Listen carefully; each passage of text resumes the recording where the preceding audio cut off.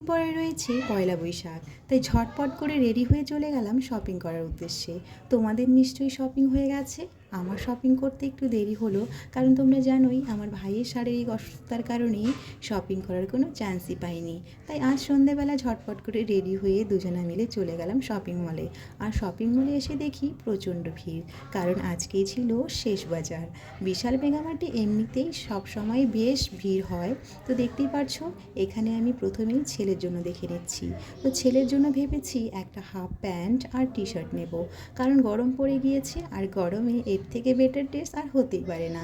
তো সেই কারণে এখানে বেছে নেব একটা সুন্দর দেখে প্যান্ট। দেখো, এই অরেঞ্জ কালারের প্যান্টটা আমার বেশ ভালো লেগেছে, তাই এটাই নিয়ে নিলাম। আর তার সাথে ম্যাচ করে একটা টি শার্ট, হোয়াইট কালারের টি শার্ট আর একটা টি শার্টও নিয়েছি।